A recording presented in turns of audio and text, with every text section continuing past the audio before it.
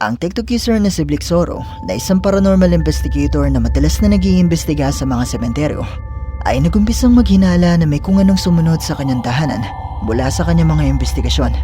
Matapos niya mapansin ng mga kakaibang nangyayari sa kanilang tahanan, kagaya ng mga tunog at kusang paggalaw ng mga bagay, partikular na sa kanilang basement. At isang araw nang mapansin niya na tila nawala ng kuryente sa kanilang basement, ay naisipan niyang mag-record. Okay, TikTok. So, my power is out at the moment in the basement. And I swear, I keep hearing someone walk. I don't know exactly what it is, but it's kind of creepy. Laundry room still has power, so that's good. But the rest of the basement's power is completely out, which is very strange. I'm not sure what that noise was, but I don't know. I'm home alone right now, so we'll see, I guess. Habang ipinapakita ni Blixoro ang kanilang basement at mapadaan sa banyong ito, nahagip ng kanyang kamera ang tila isang tao na nakatayo sa bahaging ito at hindi niya naman napansin ang mga oras na ito. At nang muli siyang mapadaan sa banyo at sumilip dito, ay wala namang tao na naroon. At ayon pa nga sa kanya, ay mag-isa lamang siya ng mga oras na ito.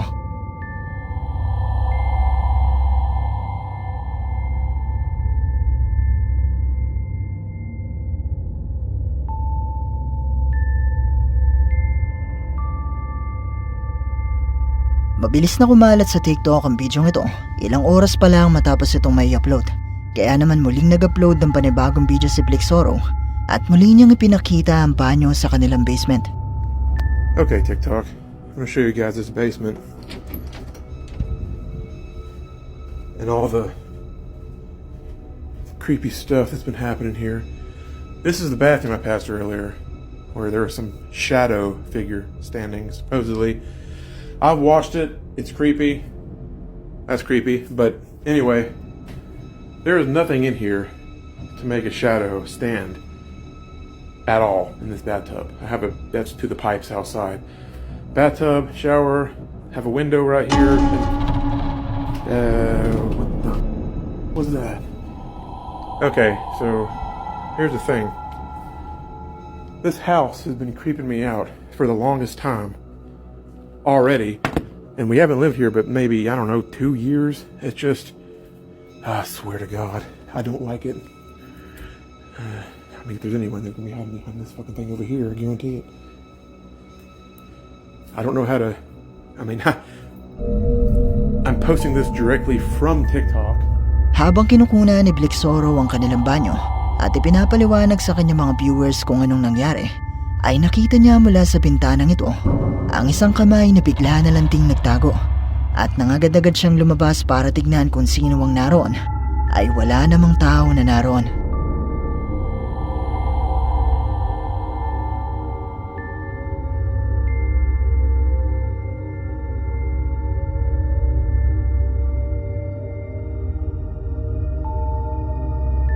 Bagamat may ilang hindi naniniwala sa mga bidyong ito ni Blixoro, ay nanindigan siya na ito ay totoo at hindi ito gawa-gawa lang. At sa tingin niya ay may kung anong kaluluwa o entity na sumunod sa kanya mula sa kanyang mga investigasyon. Pero katulad pa rin ng dati, nasa inyo na kung maniniwala pa kayo o hindi.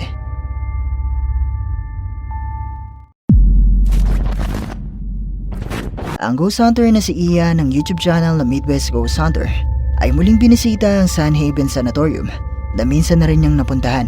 At ang sanatorium na ito ay sinasabing itinayo noong 1900s bilang isang tuberculosis hospital na kalaunan ay naging isang mental asylum. At sa kasalukuyang panahon ng abandonadong gusaling ito ay pinaniniwala ang haunted. Na marahil dahil na rin di umano sa katandaan nito at sa dami ng taong pumanaw dito.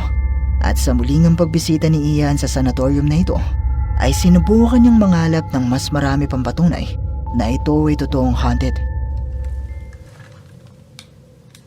Hello?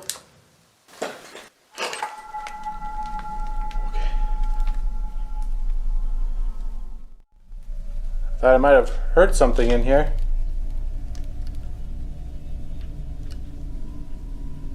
Could you make a sound again?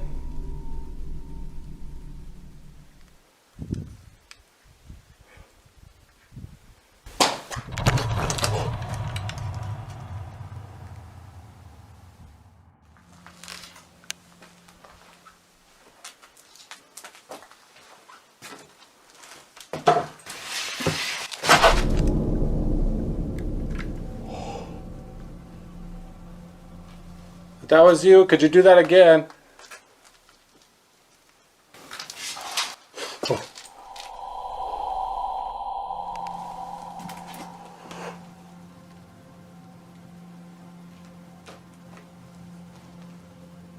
Hello?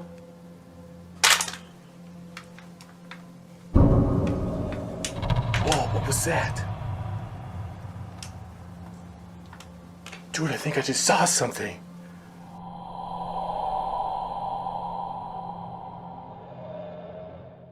Oh my god, dude, it is cold over here.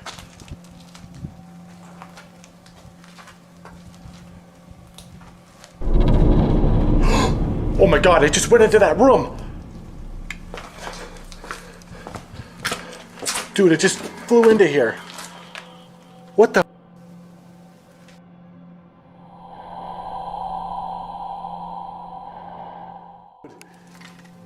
That was crazy. I just saw you. Did you just go into this room?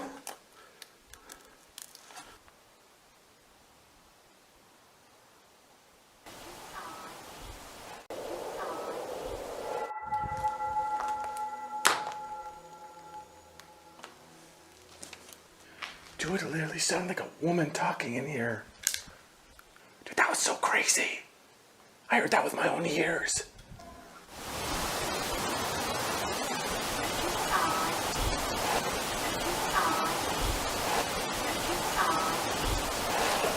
Ma'am? Could you speak again?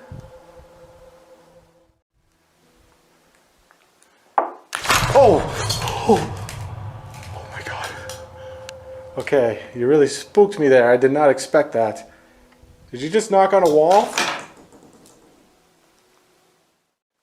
Could you knock on it again?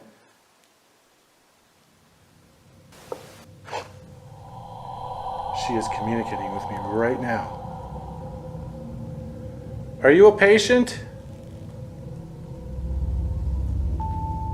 Sa pagpasok pa lang ni Ian sa loob ng sanatorium, ay nagumpisa na siyang makarinig ng mga tunog na nagmumula sa kanyang paligid.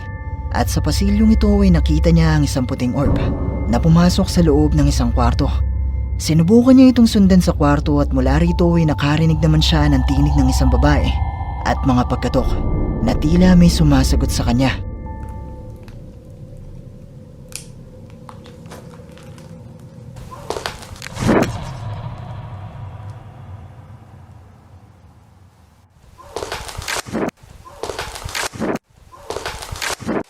Oh my god, what was that?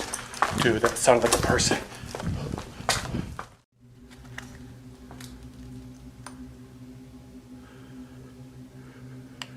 Okay. Either I'm not alone, or that was a spirit yelling. Hello? Oh my god. Oh, okay. Run towards it. Oh god. Dude.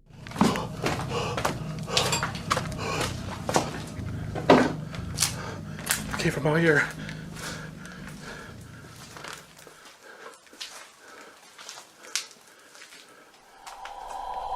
Hello?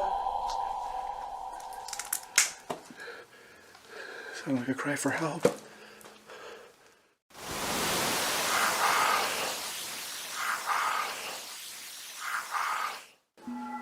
I'm hearing more noises elsewhere. Hello? Dude, there's literally nobody here. I think I might try to take pictures down this hallway. A lot of people say they see shadow figures. Basically in all areas of this place.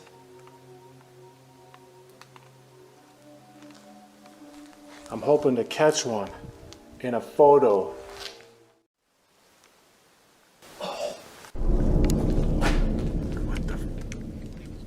What was that? It sounded like a breath.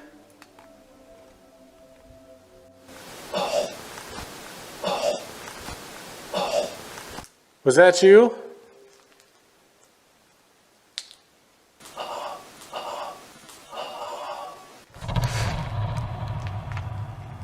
Okay, I'm hearing noises all around me right now. Whoa, I think I got something on here. Dude, that was like a figure. Oh my god, and it's gone. Dude, I just caught something. It was by that window. Holy shit. Dude, that was crazy. Are you standing by this window? Holy crap. That was so freaking cool. Could you appear again?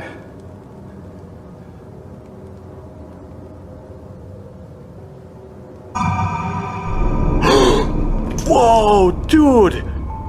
I just got that in the freaking camera. Habang kumukuha ng mga litrato si Ian sa pasilyong ito, ay nakarinig siya ng tinig ng mistulang isang tao na sumisigaw at humihingi ng tulong. Agad-agad siyang tumakbo patungo sa pinagmulan ng boses na yon at wala naman siyang nakitang tao na naroon.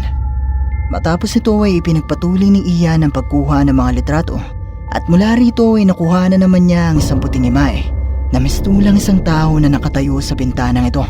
At nang hilingin ni Ian na muli itong magpakita sa kanya, ay muli ngang nagpakita sa kanyang harapan ang puting imahe.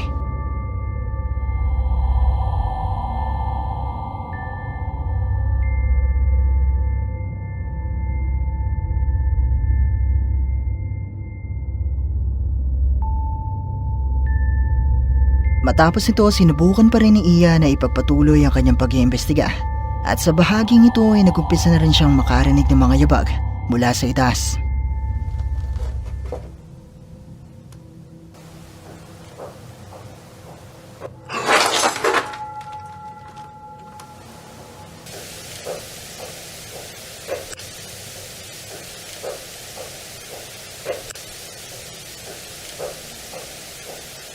Okay, those were footsteps.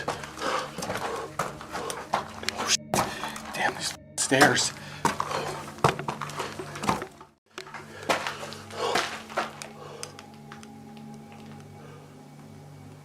I definitely heard that. They were probably walking down this hallway.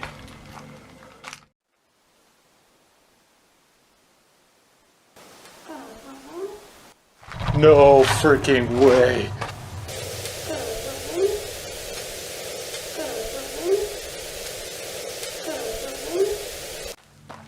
Yes, ma'am. I could use your help. Could you walk up to me? Oh my freaking god.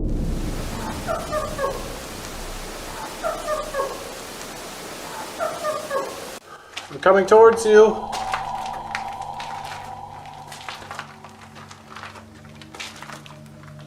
Don't mind me.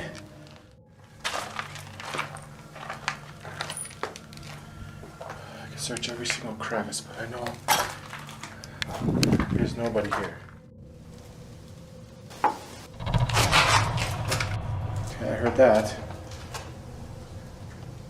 Did you knock on this door?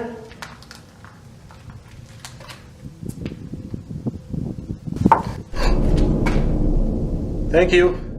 Could you knock on it again?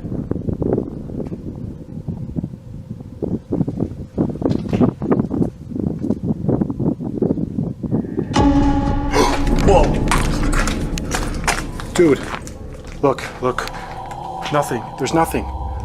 What the? Matapos na makarinig si Ian ng mga tunog at yabag mula sa itaas, agad siyang pumanik pero wala naman siyang nakitang tao na naroon. At habang siya ay nasa pasilyong ito, narinig naman niya ang boses ng isang babae na nagsasalita.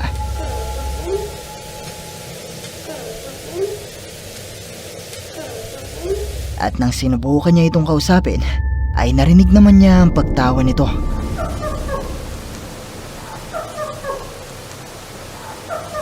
Matapos ito, habang nasa loob naman ng isang kwarto si Ian, ay nakarinig siya ng mga pagkatok sa pintuan at nakita niya mula sa putas na ito ang pagdaan ng isang puting imahe.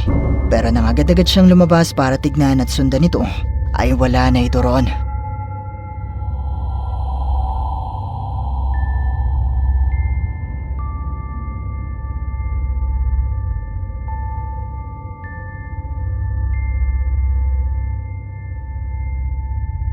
Bagamat nakakaramdam na ng kilabot si Ian ng mga oras na ito, ay nagpatuloy pa rin siya sa kanyang paglalibot hanggang sa makarating na siya sa basement ng gusali na kung saan ay mayroong nangyari na mas nakapangingilabot. Oh, shit. Dude! Oh my god, okay. Oh, okay, I swear to God I saw something peek out of that f***ing room over there.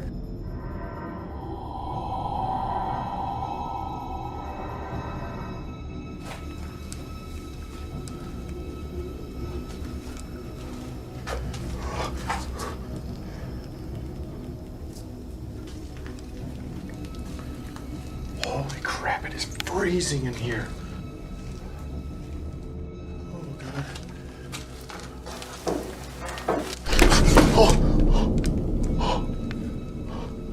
Okay.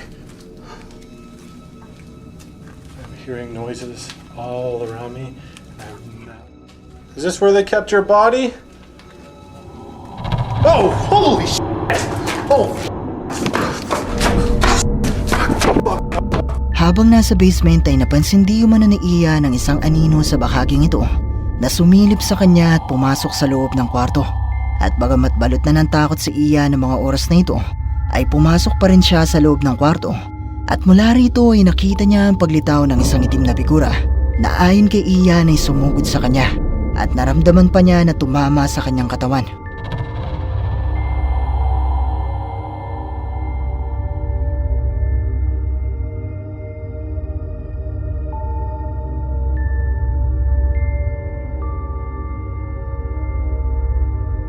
Dito na tinapos ni Ian ang kanyang pag-iimbestiga. Pero kung gusto niyo mapanood ang kabuuan ng bidyong ito at ang iba pang mga investigasyon ni Ian, bisitahin at mag-subscribe na rin kayo sa kanyang YouTube channel, The Midwest Ghost Hunter.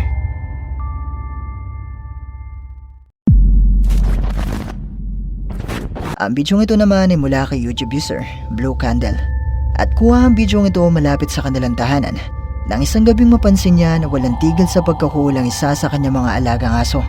At nakatitig ito sa isang lugar na malapit sa kanila.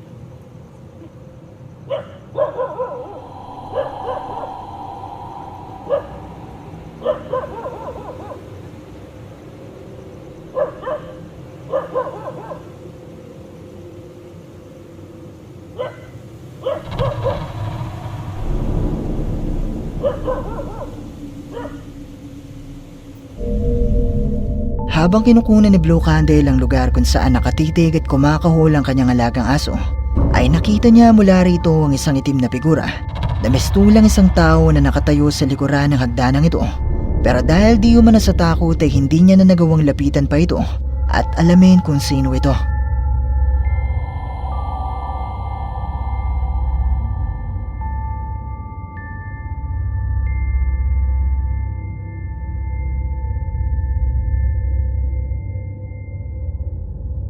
May mga paniniwala na ang mga aso ay may kakayahang makaramdam ng panganib at mga kakaibang presensya sa kanilang paligid. Kaya naman ayon sa mga comments sa video ito, ay posibleng isa di umano itong multo o entity at tinatahulan nito ng aso para protektahan ang kanyang amo.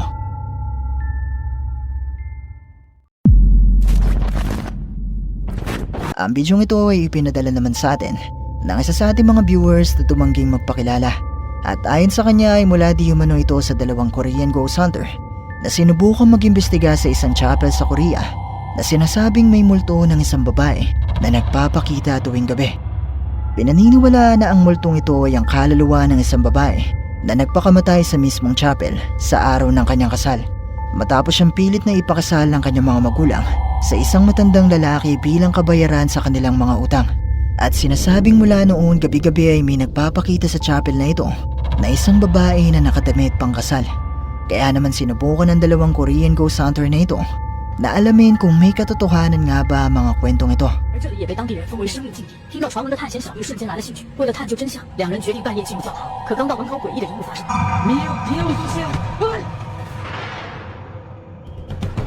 从视频中可以清晰的看到，在教堂的中央位置有个白衣人，他好像并不欢迎探险小队，在一股神秘力量作用下，教堂的大门被重重的关上。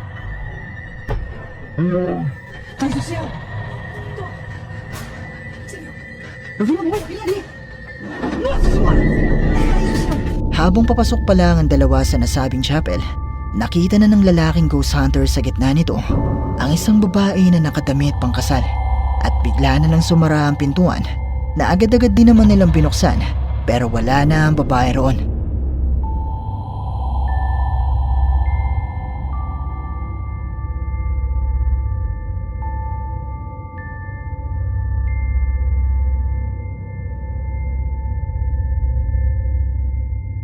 Matapos nito, naglakas loob pa rin ang dalawang ghost hunter na ituloy ang kanilang pag-iimbestiga at pumasok sila sa loob ng chapel. 深处传出来的野兽低吼声，让探险小队全身冷汗直冒。种种迹象表明，这间教堂的主人并不欢迎他们。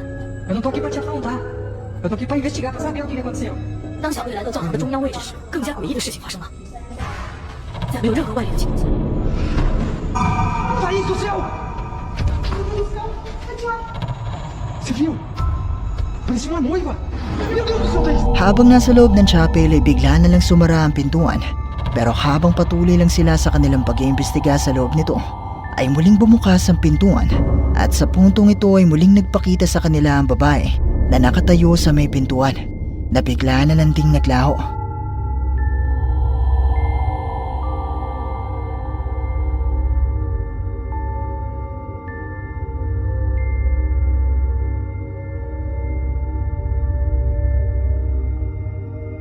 Ayon sa ating sender ay dito na tinapos ng dalawang ghost hunter ang kanilang pag-iimbestiga. Pero totoo nga kaya ang kanilang mga nakuhanan sa bidyong ito? Haunted nga kaya ang chapel na ito? Ito na nga kaya ang sinasabing multo ng isang babae na madalas di umanong nagpapakita dito tuwing gabi. Kayo na ang bahalang umusga.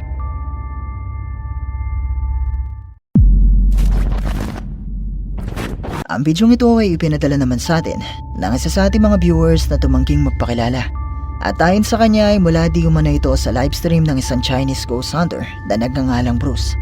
At sa livestream na ito ay binisita ng ghost hunter ang haunted na hospital sa China na kung saan nagkalat di umano ang mga talisman o dasal na sinasabing inilagay noon ng isang psychic bilang pangontra sa mga multo o kaluluwa na madalas di umanong nagpapakita at nananakit sa mga taong pumapasok dito. At sa pagpasok pa lang nga ng Chinese ghost hunter na si Bruce, ay nagkumpisa na agad ang mga pagpaparamdam.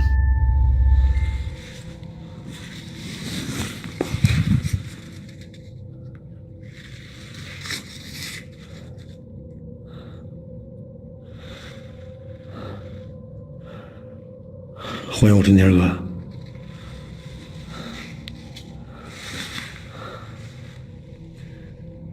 Hao ni ma, 这里面挺狠的。操你妈！谁？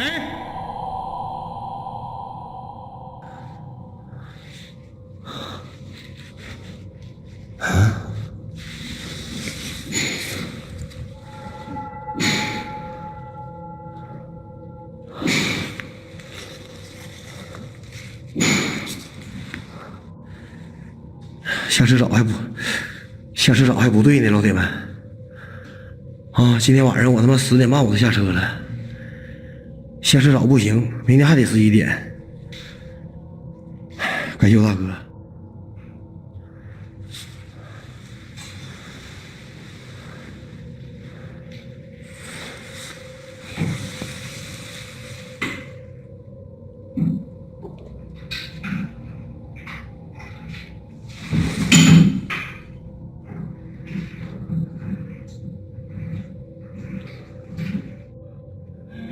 妈呀！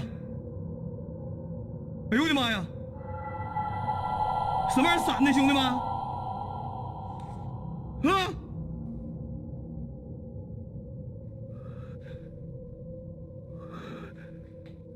哎呦我操！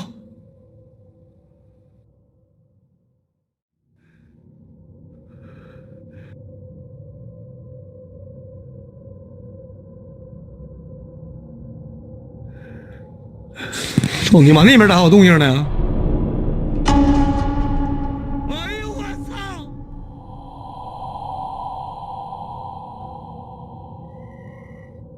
完了，废了，完了今天！哎呦我的妈呀！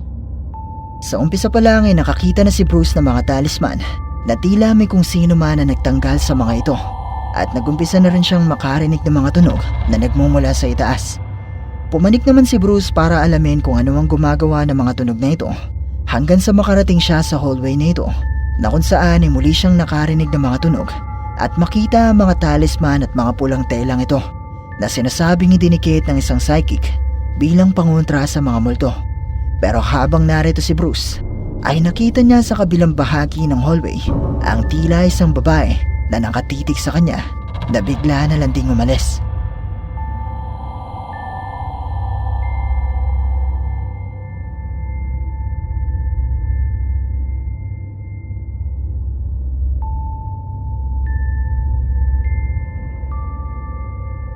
Halos hindi na makagalaw si Bruce ng mga sandaling ito dahil sa takot sa kanyang nasaksihan. Pero habang siya ay narito, ay meron pang nangyari na talaga namang nakapangingilabot. Ay, 我的天哪！哎呀，不行了，懵了，懵了，兄弟们！你进这屋啊，别的鬼都惊，哎呦，哎呦，我的妈，躺的！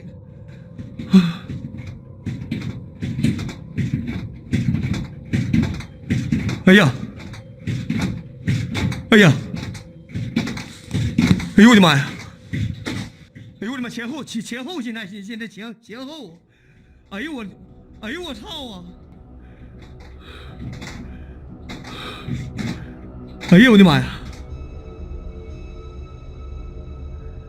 啊，不用。在。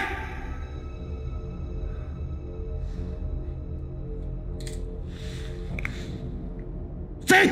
嗯。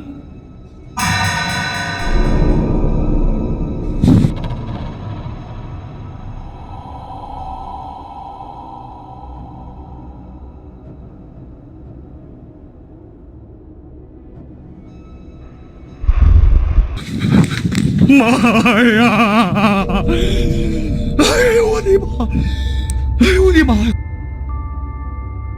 Habang narito pa rin si Bruce sa lugar na ito, ay nagumpisang gumalaw ang mga pintuan kung saan may nakalagay ng mga pulang tela at mga talisman na tila ba may kung anong nasa loob nito na sinusubukang lumabas. At dahil dito ay napaatras si Bruce.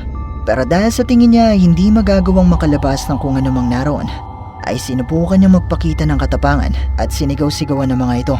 Pero nang makaramdam siya ng kakaiba sa kanyang likuran at agad niya itong lingunin, ay nagpakita sa kanya ang dalawang babae na ito na may kasuotang puti at pula na siyang nagpatakbo sa kanya palabas ng abandonadong ospital.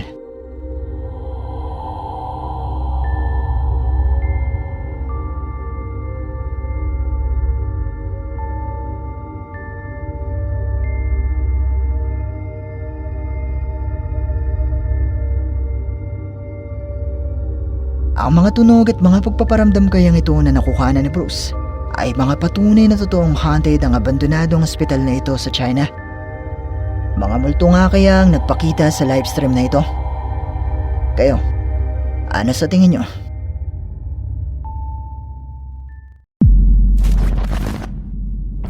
Ang bidyong ito ay kuha naman ng isang manggagawa sa isang inaayos na railway station sa UK at naisipan niya itong i-record matapos nilang makarinig ng mga kakaibang tunog na sa tagal na di man na nilang manggagawa ay unang beses palang di man na nilang narinig.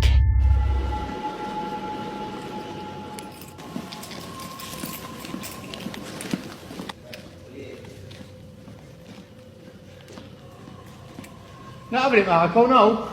Hey? Go see what it is. That's weird. Ska vi gå over den då? 也是看MP3的，也是长的。 Slå av bakgrunden. Nej, det ska jag inte. Shit.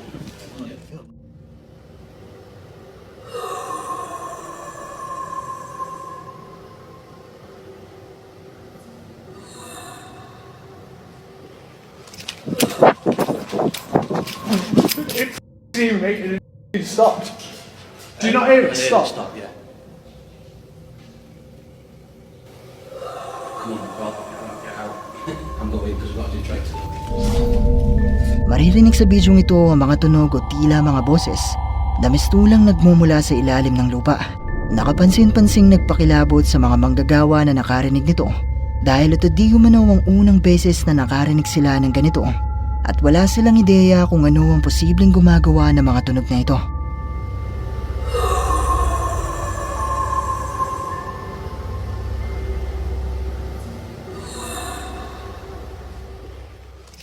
At dito na nagtatapos ang ating video.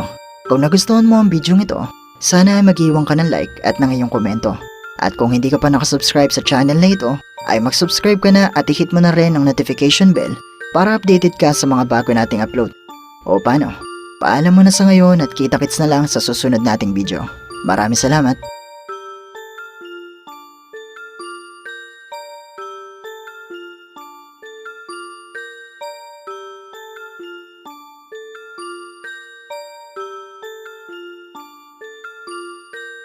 Hi! Kung meron kang mga videos na pwede nating i-content sa ating munting channel, i-email mo lang ito sa sircripstv@gmail.com o kaya naman na i-PM mo lang ako sa ating Facebook page. Maraming salamat!